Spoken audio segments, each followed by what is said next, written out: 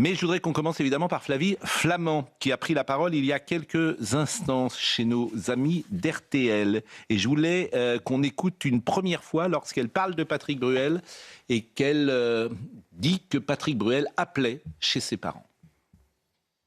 Je me souviens de Patrick Bruel appelant chez mes parents. Je me souviens de ma mère dans tous ces émois parce qu'il avait appelé.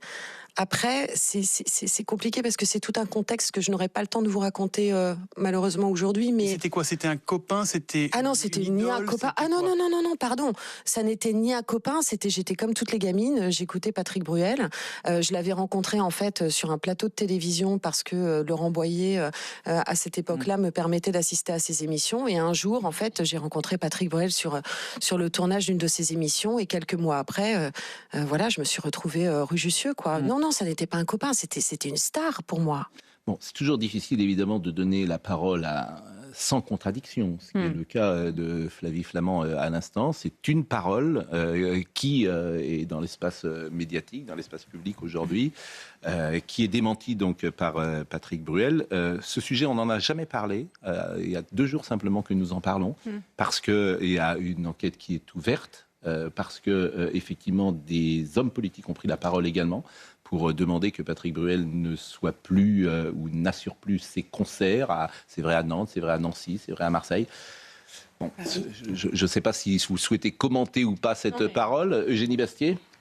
C'est compliqué parce qu'aujourd'hui, effectivement, on a un temps médiatique qui prend le pas sur le temps judiciaire. On n'attend même pas que la personne soit jugée et condamnée pour déjà la punir de ses actes. Donc je suis partagée. En même temps, j'entends aussi ces femmes. Il y a une trentaine de femmes qui ont accusé Patrick Bruel. Ça fait beaucoup. On entend effectivement des comportements, je ne saurais comment les qualifier pénalement, mais en tout cas des comportements qui sont problématiques. Donc je suis partagée. En même temps, je n'aime pas cette société où effectivement la justice est rendue non pas dans les tribunaux, mais dans les médias. Et je suis un peu gênée par... on a vu hier à Cannes Kevin Spacey, vous savez, l'acteur qui avait été accusé d'agression sexuelle et qui a passé 7 ans à être poursuivi et qui revient à Cannes hier parce qu'il a été blanchi, mais sa vie a été complètement ravagée. Donc parfois, le temps médiatique prend le pas sur le temps judiciaire et finalement, la personne est blanchie. Je ne sais pas ce qui arrivera à Patrick Bruel.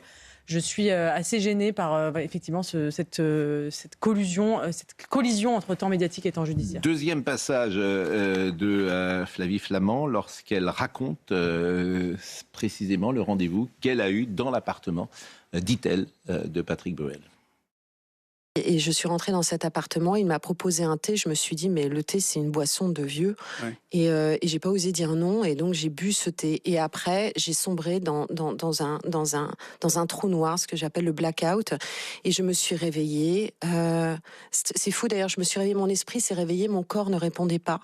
Et quand j'ai ouvert les yeux, j'étais allongée sur le dos, quand j'ai ouvert les yeux, je l'ai vu, il était en train de me remettre mon pantalon comme, vous savez, comme une poupée, comme j'étais dans un état complètement, j'étais dans le gaz, j'étais amorphe. Il s'est passé quelque chose, sans doute quelque chose. Mais je me dis même pas, il s'est passé quelque chose, je suis absolument, effarée, effrayée, mon esprit est en panique et mon corps ne répond pas. Et je le vois, il est en train de remettre mon pantalon comme on habillerait, mais un mort.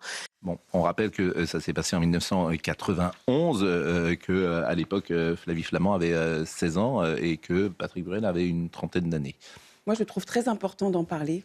Et je ne suis pas gênée en fait, d'en parler. C'est-à-dire qu'évidemment, il y a l'état de droit, évidemment, il y a la présomption d'innocence, mais il y a toutes ces femmes aussi qui témoignent. Et le problème aujourd'hui, c'est qu'on a eu une idéologie néo-féministe qui a fait absolument n'importe quoi avec ce sujet, ce qui fait que les véritables victimes aujourd'hui ont du mal à être entendues. Je ne pense pas que Flavie Flament s'amuse à balancer, justement. Ce n'est pas du balance ton porc, ce n'est pas du n'importe quoi du tout. Cette parole est très précieuse. Et j'aimerais vraiment que cette société, qui est très arrogante, justement, puisse enfin entendre les véritables victimes et puisse faire la part des choses entre des idéologies, des positionnements clientélistes, celles qui ne trouvent pas bon de parler des femmes iraniennes, des femmes afghanes, des femmes israéliennes, celles qui sont pour une écriture inclusive, etc., qui n'a aucun sens, qu'on puisse véritablement parler des victimes. Autre passage de Flavie Flament ce matin, lorsqu'elle a parlé de diffamation et de la défense telle qu'elle s'organise du côté de Patrick Bruel. Depuis une semaine, la diffamation varie. Les arguments de la défense, si je puis dire les choses ainsi, varient. On parle d'une relation épisodique, ça devient une relation sur des années. On dit qu'on s'est croisés pendant les vacances et puis après on nous dit qu'on est partis passer nos vacances ensemble tous les ans. Je tiens à préciser quelque chose, c'est qu'il y a une fébrilité en fait avec toutes ces versions. Toutes ces versions de l'histoire ne font que dénoter une fébrilité. Quand on détient la vérité, Thomas, quand on détient la vérité, on ne change jamais de version et on ne va jamais dans la surenchère. Jamais, jamais, jamais. Mais ce qui se passe aujourd'hui, encore une fois, c'est l'illustration de ce qui se passe dans toutes les familles et toutes les institutions. Lorsqu'une victime porte plainte, on fait tout pour la faire taire et pour la décrédibiliser. Hier, on le disait, il faut le dire, ceux qui portent plainte sont des plaignants et non pas des victimes. Ils seront des victimes si il y a jugement d'un tribunal. Les mots ont aussi un sens. C'est Pascal Pierre Garbarini qui le rappelait hier et il me semble que c'est notre travail de le préciser. Ce qui n'enlève rien au témoignage, évidemment, de Flavie Flament. Moi, Georges Fenech. La seule chose que je voudrais dire en tant qu'ancien magistrat, si vous me permettez, c'est que je reprends mot pour mot ce qu'a dit Eugénie Bastier. J'ai du mal, il faut faire attention à ne pas confondre le temps médiatique et le temps judiciaire. Là, on a jeté en pâture Patrick Bruel. Il est peut-être coupable, j'en sais rien, mais on l'a jeté en pâture. Alors, il faut changer la loi, Georges. Alors, faut changer la loi. Souvenez-vous du cas d'Harry Habitant, qui a ensuite bénéficié d'un non-lieu. Georges, j'entends ce que vous dites. Mais à ce moment-là, il faut changer la loi. C'est-à-dire faut que ces affaires ne puissent pas être médiatisées avant une certaine étape judiciaire. Est-ce que c'est la mise en examen ? Je n'en sais rien, mais il faut changer la loi. C'est-à-dire que la présomption d'innocence en France n'existe pas. C'est une présomption de culpabilité. C'est une fiction. Bon, c'est une fiction. Donc, où on change la loi, on dit effectivement, ce temps médiatique, ce n'est plus possible parce que Madame Flament et d'autres n'ont pas à s'exprimer tant qu'une enquête n'est pas en cours, tant qu'une mise en examen n'est pas prononcée. Non, moi, c'est une pour la liberté d'expression. Mais autrement, vous n'y arriverez pas. Mais en même temps, il faut bien que... Le temps médiatique et enfin, là, en l'occurrence, la justice est déclenchée par les médias. C'est parce que les femmes parlent dans les médias que la justice s'en embarque. Oui, mais là, en espèce, il y a une affaire de 91, il y a prescription. Exactement. Il y a d'autres cas où il n'y a pas prescription. Oui, mais qu'est-ce que vous faites pour une affaire ? Et je me permets de dire que je suis pour la prescription. Je vais à contre-courant de l'hystérie. Alors, qu'est-ce que nous faisons ? Il faut maintenir ces règles de prescription. D'accord, mais qu'est-ce que nous... Alors, quel est votre... Comment dire ? Une fois que vous avez... avec ça ? Une fois que vous avez dit... Valigny, on a discuté ensemble. Une fois que vous avez dit ce que vous avez dit, est-ce que Flavie Flament a le droit, là, sur le plan légal, selon vous, ou est-ce que ce droit pourrait être mis en cause, selon vous ? Non, je pense qu'il faut laisser la liberté de parole. C'est important, cette prise de parole. Alors laissons la société... Moi, ça ne me gêne pas.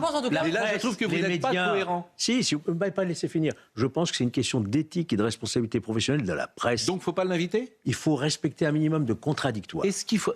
Ah ben, il y a du contradictoire. La parole de Patrick Bruel, elle contredit ces paroles. Je ne l'ai pas entendu. Moi, ça ne me dérange pas qu'il y ait une parole médiatique. Christophe Ingrin, qui est son avocat, est intervenu. Patrick Bruel dit « cette version est fausse ». Non, mais ce qui est problématique, Pascal, c'est pas tant la parole que des victimes s'expriment, des victimes ou des plaignants s'expriment dans les médias. Ça, je suis totalement pour. Le problème, c'est que Patrick Bruel n'ait plus le droit de travailler. C'est ça le problème. C'est est-ce que, avant qu'il ait été jugé, on doit le faire cesser de travailler ? Est-ce qu'il faut qu'il n'ait plus de concerts, que ces concerts soient annulés ? C'est là où ça me dérange. Que les plaignants s'expriment dans les médias, ça ne me dérange pas. Qu'on le prive de la capacité d'exercer son travail, alors même qu'il n'est pas condamné, là, je suis effectivement... Donc, les positions dérangée. Du maire de Marseille, du maire de Nantes, du maire de Nancy. Alors, Jean-Pierre Lecoq, qui est maire, par exemple, du 6e arrondissement... Chacun en son âme et conscience devrait se dire, est-ce que je vais ou pas à un concert de Patrick Bruel, après avoir entendu ces femmes... Jean-Pierre Lecoq, qui est avec nous... C'est pas la politique de décider. Jean-Pierre Lecoq, qui est avec nous ce matin, qui est maire, je peux vous poser la question, si Patrick Bruel, par exemple, faisait un concert dans le 6e arrondissement, est-ce que vous auriez la même position que Benoît Payan, que Johanna Roland, que la maire de Nancy Emmanuel Grégoire. Ou qu'Emmanuel Grégoire qui peut-être se sert de cette affaire pour je dirais, qu'on ne parle plus du périscolaire parisien. Qui est un véritable scandale. Et dont on va parler dans une seconde. Mais est-ce que vous auriez une position de ce type ? Je suis effectivement pour la présomption d'innocence. C'est pas pour jeter, comme l'a dit Eugénie Bastier.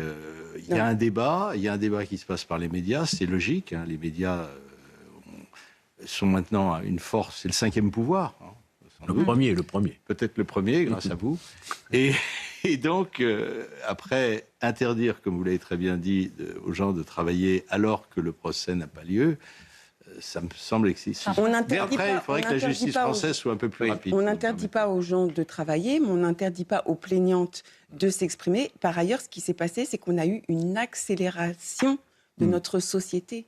En fait, c'est ça ce qui s'est passé. Bon, on va parler de dernier passage du soulagement, mais moi, je pense tout simplement qu'il faut rester sur la présomption d'innocence. Bien sûr. La seule chose qu'il faut dire, présomption Bien d'innocence, sûr. et à partir de ce moment-là, elle est dans la loi et il faut la respecter. D'ailleurs, il y a un Présomption délit d'innocence. à date. Parce qu'autrement, on n'en sort pas. Sinon, on tient à l'état de droit. Parce qu'on Oui, rappelle on n'en souvent sort l'état de pas. droit, Je en suis disant, d'accord avec vous. Il y a une infraction. Il y a même une règle de base, l'état de droit. Mais Je suis l'état de d'accord droit, avec vous. c'est aussi Donc, la liberté d'expression. Alors, Flavie Flament peut s'exprimer, les médias ont droit de relayer, bien sûr, ont le droit, même, ils font ce qu'ils veulent, les médias. Oui. Ils relayent sa parole et la présomption d'innocence doit être respectée jusqu'au bout. Vous avez tout. Et autrement, on n'en sortira pas.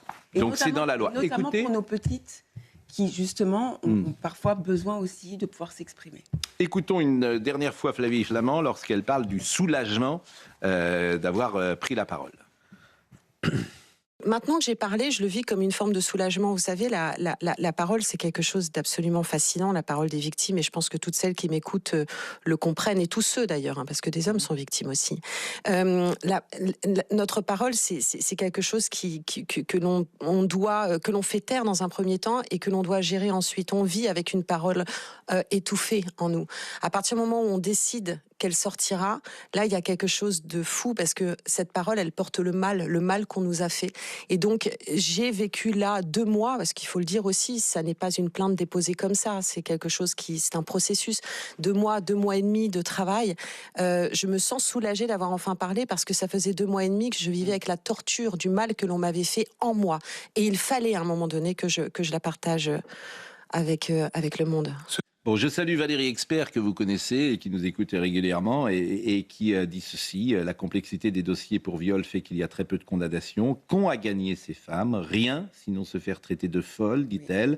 L'ampleur de ce que les femmes ont vécu pendant des années est à la mesure de ce qui se passe en ce moment. Et elle rebondit sur jeter en pâture, je ne sais pas qui a dit ce mot-là, jeter en pâture, et elle dit 3 petits points d'exclamation, 30 témoignages, répond-elle à cette formule. 10, 20. C'est vrai que jeter en pâture n'est peut-être. Bruel est jeté en pâture. Oui, mais 30 ans Comme d'attente, d'autres. 30 ans de silence. Bah, c'est l'expression qui peut être discutable. Il est 30 ans de lynché. silence. Voilà ce qu'on pouvait dire. Je ne sais pas si Alexandre Jardin a un mot à dire. Lui qui est à la frontière de tous ces mondes, puisque votre père était le scénariste, dialoguiste que l'on connaît et qui était dans ce milieu du cinéma aujourd'hui, qui a fait son autocritique, et puis dans le monde de l'édition où ces pratiques pouvaient exister, comme dans tous les mondes où il y a le pouvoir, l'argent et la notoriété, et tout ça fait que ce type de choses peut arriver.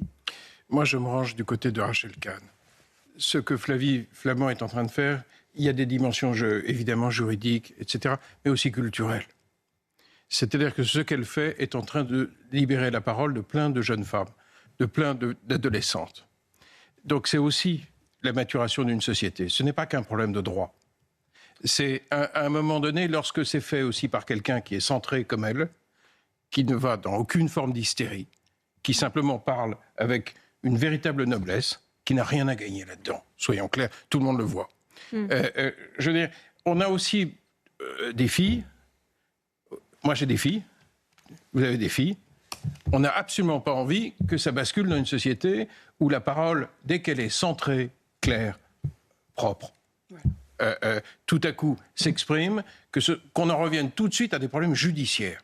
Non, c'est aussi des problèmes de société.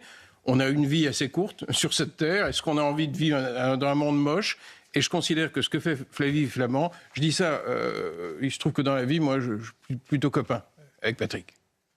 Mais simplement, ce qu'elle fait, c'est culturellement important. Voilà. D'accord. Est-ce que ça veut dire que Bruel doit arrêter ses concerts? Non. C'est ça, moi, Bien c'est sûr. la chose qui me dérange. Non, C'est ça, mais évidemment que c'est absurde. Ça. Voilà. C'est le travail, voilà. Mais il ne faut pas tout confondre. Exactement. Mais, Alexandre Jardin. mais elle ne demande pas ça. Elle ne parle pas de ça. Puisque vous avez la parole, cette affaire de ZFE qu'on a vue hier et qui a fait réagir, parce que je dis c'est 9 personnes. Alors il faut savoir ce qu'est le Conseil constitutionnel aujourd'hui. Avant, il devait uniquement juger la loi, c'était tel que l'avait imaginé le général de Gaulle. Aujourd'hui, il ne faut pas qu'on nous raconte de salade, il fait de la politique. Et les personnalités qui sont parfois dans ce Conseil constitutionnel sont les amis des amis qu'on place. Jacqueline Gourault, elle n'a pas de compétences juridiques. Il ne faut pas qu'on me raconte n'importe quoi. Si vous me demandez mon avis, je vous donnerai mon avis tout à l'heure. Je vous le donne. Je vous le demande. Écoutez, pour une fois, moi, je suis du côté du Conseil constitutionnel. Oui, ça ne m'étonne pas. Vous êtes toujours du côté du manche. Donc ça ne m'étonne pas de vous. Je pense qu'il s'agit effectivement, mais il faut que je m'explique, par rapport au combat que mène à juste titre Alexandre Jardin. Je pense qu'il s'agit vraiment d'un cavalier législatif. Et tout le monde, c'est un prétexte, mais tout le monde se fiche. Vous n'allez pas me faire une analyse sur le cavalier législatif. Non, vous n'allez pas tomber dans ce panneau. Mais laissez parler vos chroniqueurs. Mais non, Georges, parce laissez parler. Mais Georges, je sais ce que vous allez nous dire. Non, vous aurez raison peut-être juridiquement, et c'est pas le problème. C'est pas ça. Ma réponse, elle n'est pas là. Moi, je vous laisse parler. Si vous voulez, je soupçonne notamment le camp macroniste d'avoir volontairement laissé passer un cavalier législatif pour être retoqué par le Conseil constitutionnel. Parce que le gouvernement était contre la suppression de cet interdit.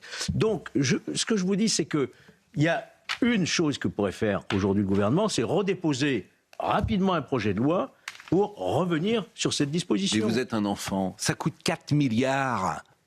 Ça coûte 4 milliards. L'État a reçu 4 milliards de l'Europe pour les ZFE. Si vous le supprimez, il faut rendre ces 4 milliards. On n'a plus un sou. Et vous me parlez de cavalier législatif. Mais vous êtes naïf. Mais non. Si. Mais non. Je dis que c'est soit de l'incompétence de la part du Parlement, soit une arrière-pensée politique. Voilà. Mais vous êtes naïf. Je ne peux pas vous dire autre chose. Moi, j'ai envie de dire plusieurs choses. Alexandre Jardin. D'abord, on n'achète pas les libertés publiques françaises, même si ça coûte 4 milliards. Parce qu'il s'agit de libertés publiques. Ce n'est pas une loi comme les autres. Il s'agit d'interdire. Donc, quand on touche aux libertés publiques, on n'achète pas le peuple français. Donc ces 4 milliards, s'il fallait les rendre, j'espère que nous aurons la décence de ne jamais le faire. Ensuite, on a la décence. Ensuite, on a une crise de démocratie. On a une vraie crise de démocratie. Parce que les gens, qu'est-ce qu'ils entendent? Que ça ne sert plus à rien de voter pour un parlementaire. Et les parlementaires que j'ai eus au téléphone, affolés hier soir, me disaient, mais qu'est-ce que je dis aux gens? Donc le Parlement est tombé hier. Et il reste la conclusion de votre texte d'introduction, il reste la puissance référendaire.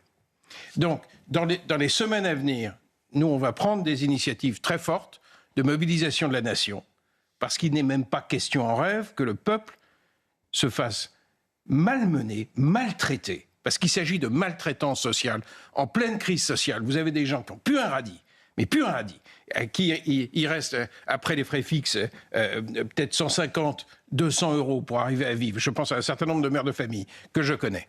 Eh bien, ces gens-là, on est en train de leur dire, par la grâce de 9 zozos, dans un bureau. Zozo, quand même. Non, mais c'est honteux. On est en pleine crise sociale. Ce sont des gens réels. Non, mais c'est pas en criant que vous avez... Pardon. Non, mais je veux dire... Le combat, il est juste, oui. Mais là, il y a un problème législatif. Oui, voilà. Mais il y a un problème social. Il y a des êtres humains. Il y a des gens qui sont dans une misère sociale terrible.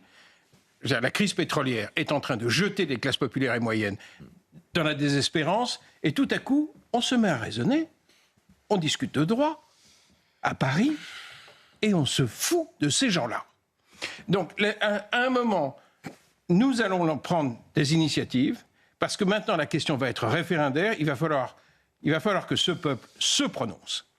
C'est sa vie, c'est son destin. Mais sur tous les sujets, sur l'immigration, sur tous les sujets, tout ce qui est fait en France depuis des années, où beaucoup de choses sont faites contre la volonté des Français. Qu'est-ce que vous voulez que je vous dise? C'est les petits hommes gris qui ont pris le pouvoir. Sur l'immigration massive, si vous interrogez les gens, ils sont sans doute évidemment contre cette immigration. Sur ce texte des ZFE, évidemment. Et vous avez 9 personnes dans un bureau, dont Madame Jacqueline Gourault, qui n'a aucune compétence juridique, aucune, en tout cas pour être dans le Conseil constitutionnel. Pardonnez-moi. Elle a été ministre. Elle a été ministre, alors elle a une compétence juridique. Elle a une compétence des institutions. Mais écoutez, vraiment, vous êtes naïf.